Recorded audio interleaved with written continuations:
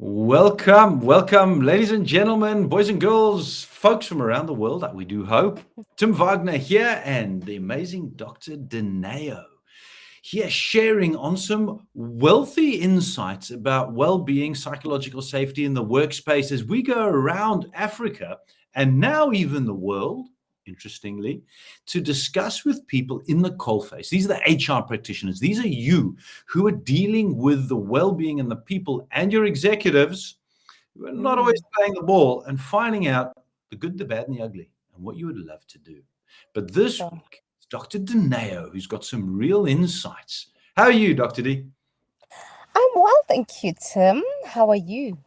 Amazing every day and every way stronger and stronger. And you look like you're on the move, but thanks for your time and connecting. Multitasking, they call it. That's it. That's it. So, who have you been talking to in the past week? Because you've been sharing some interesting perspectives. Yeah, I've had some quite interesting conversations. So I had conversation with a lady who's actually in HR consulting. So she consults with companies from home. Her name is Samantha, and she gave some interesting insights about the way things are running in the UK, in companies Mm, in the UK. And then, contrast to that, I had a conversation with a lady I know personally who's also in HR. And she gave some interesting insights. She's been part of a few companies. So, very interesting her just experiences with different companies being in the HR. So, yeah, I think the main thing, as you'll see the heading of our live today, was just the insight that I got from the HR manager I spoke to who's based in South Africa. And my question to her was, what do you think is it that's making the current employee well-being programs not effective? You know, because I mean, we've got the stats, we've got the numbers. The numbers are telling us, Tim, that something is wrong with the current right. employee programs, right? Mm. And so I wanted to hear from her from an HR perspective what her thoughts are. And she said to me, the one thing she has found difficult in previous environments was getting buy-in from the leadership. As an HR person, she is able to see and to identify, from interaction with the employees submitting sick notes, employees, all of these things. She's able to detect that, what, I think people are running weary or a little bit tired, or there's this Mm. issue. And she's then able to say, escalate this to the leadership to say, hey, I think these are the issues at hand currently. I think maybe we may be in need of something to energize our staff, or maybe something to attend to their mental health, etc. But the trouble comes in where then the leadership or the executives don't buy in on that, or do not trust that enough to say, you know what, we trust your intuition or your observations. Let's give it a go. Let's give it a try and see how it does. Mm.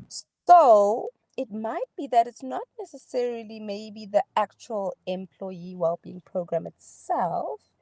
It might actually be that maybe there's no buy-in from the executives or the leadership to say, this is the exact thing that we need. And so maybe companies are just going on doing the normal things that are routinely done just to tick a checklist. That's But not really hearing what the people on the ground who see the day-to-day needs of the employees are saying. I think this is what we really need now. And so, she particularly said in this interview that right now in the company where she is, she has so much trust and buy-in from the leadership, and that makes her job so much more better. Because if she says, you know what, so she said right now they actually, I think this week or the next week, they are going on an outing as a staff, you know, just to get away from the work environment, do a team building event, have an adventure, because mm. obviously mid-year, she's detected that the staff are feeling quite weary. They're chasing numbers. It's quite a high stress environment, but she's detected that the energy levels are low. People are, just dragging their feet.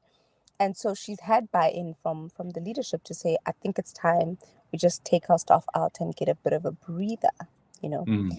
So yeah, that was something that was quite insightful. So she's seen it from two perspectives. The companies where the executives aren't listening to the HR, when the HR is, as you said, they're the ones receiving the sick notes and receiving the complaints and the issues and the psychological challenges. Mm, But previously she's gone to the executives and they are not really taking action on it, or they say, well, we've got things in place, it's just fine. Or 100%. we've heard it before from another HR practitioner where the executives are saying, it's normal. It's Mm, always been like that. mm, Leave it alone. mm-hmm. But now she's actually in a company which values their staff. So they do 100%. exist. They're few, Yeah. but they're there. And Mm, they're going, we trust your intuition. You're the one seeing the problem. What do we do? yeah. So I thought that was quite a powerful just takeaway from that interview. And then another thing that I found quite interesting now, this is now from the UK perspective, Hmm. from, the lady who's in HR consulting. And she said, so I came across this while I was doing some research around just employee well-being and some strategies that are said to work. And one of the Mm-hmm. things they brought up or mentioned was this mental health first aid. Okay. And basically Okay. what this is it's basically a course that all employees, or let's say all companies, could basically take their employees on, right? It's a way for every employee to be able to detect or to see the signs of the common mental health conditions that exist in the workplace: burnout, depression, Mm. chronic stress, etc. And so for the employee to be able to say to the next colleague, hey, Tim, I think I've seen signs of you looking like you're a little bit depressed. Is everything okay? Is there anything you want to talk about? Is there anything I can help with? Do you think we should reach out to, our, I don't know, workplace clinic or something, you know? But basically, mental health first aid is like, the first aid, knowing how to see and treat the immediate signs of there's something bigger going on here. And so I thought this was very interesting that this is something that's, I mean, she's doing it as an HR practitioner, but I know that this is something that has been advised, by researchers who are studying the workplace environment, to say this is something that could actually benefit Mm. any workplace, from employees to the leadership to the HR to the executives, etc. For people to be able to recognize the symptoms themselves before we then have to refer an employee to a psychologist, to a counselor, etc. Um, so I thought that was very interesting. I don't think that it exists in South Africa. I've never heard of it. I don't know. Mm-mm. I don't know if it's a thing yet, but if it really could be a thing, I think it would be highly, highly, highly beneficial. This is brilliant. I spend time coaching executives in how to identify the signs of burnout, or what I call brownout. And one of Mm, the key reasons is that when you're in that state, you don't know. People on the 100%. outside see you. You know something's wrong. Mm, You've got no idea. You can't. You're just going through the motions. Your mind's not functioning or focusing properly. That's where the mental health side of things comes in. So educating the team, educating your colleagues, your friends around you, to noticing the signs is quite insightful. yeah. If people can see the signs in their colleagues, that will help understanding and not drive aggravation, frustration. Why aren't you doing your job? Stigma. Where are you? Why are you letting the team down? Isn't that what normally happens? They don't look at Yes. seeing, identifying, going, okay, hold on a second, there's something else going on here. That's a Mm, beautiful yeah. approach. Yeah. And I think while you're there, it will also begin to reduce the stigma around mental health, because Yes. I think the more we realize actually a lot of us are going through these things, because I'm not just seeing Maureen, or actually lots of people are going through this thing, and many people are telling me actually, or have told me, that actually they're noticing signs of burnout or this. Then we start to see this thing as a normal thing and not as something that discriminates you. Yes. So I thought that was quite powerful. And then another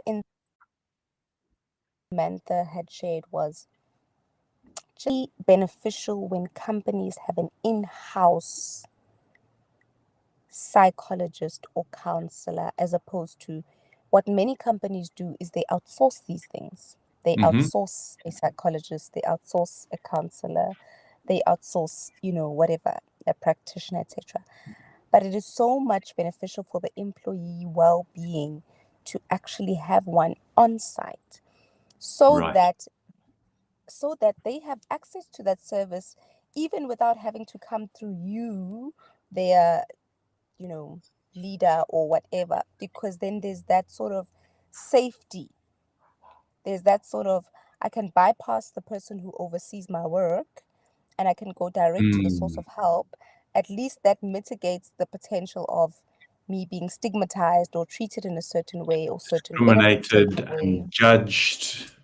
It keeps it confidential. 100%. Keep confidential, which is exactly what is currently increasing. The people are not opening up because they are afraid. Yes.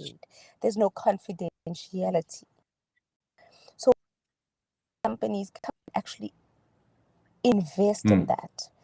It would make a remarkable difference. I know companies like big companies and things actually hire in-house psychologists. So I think that's something. Obviously, if you're a small company, it'd be a little bit tricky and difficult, and something that's maybe not for beginning stages. But I think it's well worth the investment for employees to say, person who can assist you with what you have access to that Yes. person without having to come through us. That's on point with I did a talk for a national company last year, and one of the people it was on Zoom. There was over 250 people online, and one of the ladies messaged me, but she did the DM on the Zoom directly to me. Says, I can't go to my boss with my issues of stress because they're going to victimize me and I'm going to be overlooked. My fear, I'm going to be overlooked for promotion. So if you can separate the two, their work performance, their job, from not separate the person from it, but that issue from them, and got that confidentiality. So she said, we've got the structure in place in the company, but I have to go through my boss. Yeah. Because the HR have already got somebody in place for this, but the structure was go through your boss so that you can get the appointment. Victimization, judgment. You mentioned that have the psychological person. Now, I had an interview the other day. I'm going to talk about it next week. It was brilliantly enlightening. She said, at the Manco level, at executive level, have a head of people. Head of people. A person who's responsible for the greatest asset of a company, the people, which is what you're talking about here. Somebody specializing in the mental health or well-being of the people. And I've seen it more and more. I'm not sure about you or the listeners here. I go on LinkedIn, and there's a lot more positions now with the title head of people. And yes, you're quite right. Yes. There's a move. But the thing is, she said that head of people takes the employee well-being and psychological safety, but they are an executive. So it's not the HR reporting through to the executive. This head of people is separate from HR, but they're at executive level so that it can be taken seriously, which rounds off to what you're talking about right at the beginning. Yeah. Now we're rounding up on our call here. You said something interesting after chatting to the HR in the UK. How do we normalize mental health?